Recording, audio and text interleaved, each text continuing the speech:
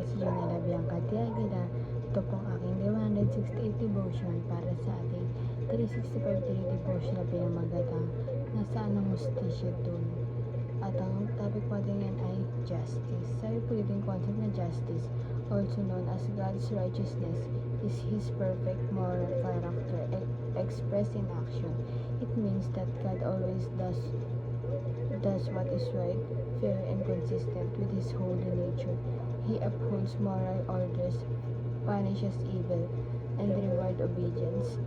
God's justice assures us that no wrong escapes His sight and that He will bring all things into account.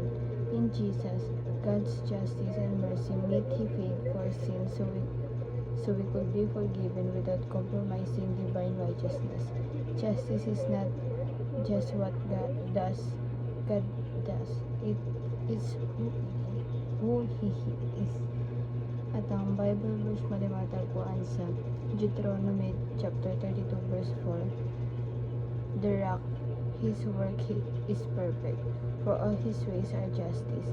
A God of faithfulness and without iniquity, just and upright is He. Si Yahweh ang inyong batong tanggulan, mga gawa niya ay walang kapintasan, mga pasya niya ay pawang makakatarungan. Siya'y Diyos na tapat at makatuwiran. At ang teachings po tayo ngayon ay number 1, God's justice prevail over injustices. Tapos yung talagang yung justice ng ating Panginoon.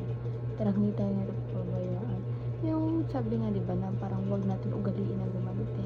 Kung dati nung hindi pa rin kilala ang ating Panginoon, talagang yung ignorance natin ng gumanti sa isang tao kung minagawa sa atin parang gusto talaga natin, parang gigil tayo na gumanti.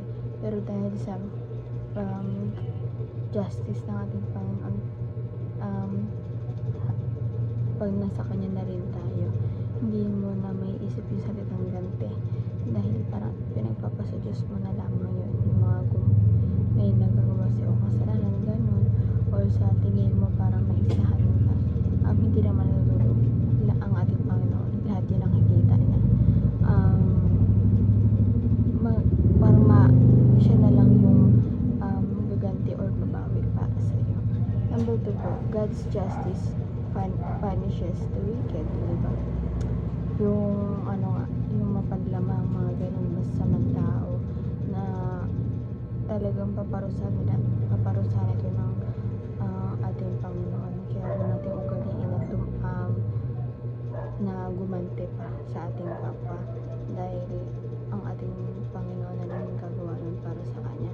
Upang sa ganun, wala pa tayong kasalanan na magawa, kasi kasalanan niya kung gumanti ka. Di ba parang naniniwala ako doon na parang pag ginawan ka ng masama tapos gumanti ka, di parang wala ka na yung pinagkaiba sa Kanya. Parang ganyan.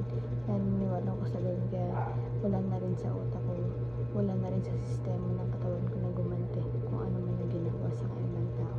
Parang hinahayaan ko na lang. Parang inaano ko na sarili ko na wala na lang akong pake sa kanila, upang sa kanila kung magawa na mali sa kanila na ikasisisi ko pa sa huli.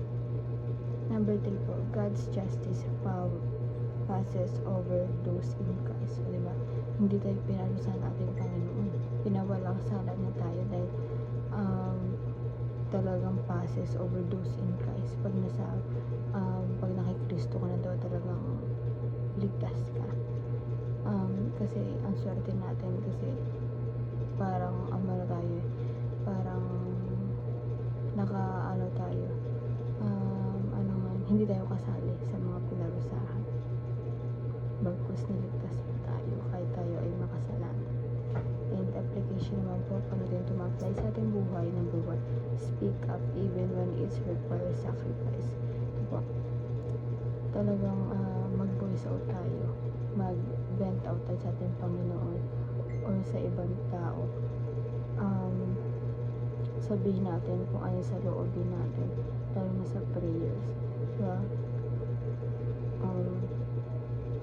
Huwag tayong matakot na magsalita, lalo na kung alam natin na nasa tama tayo.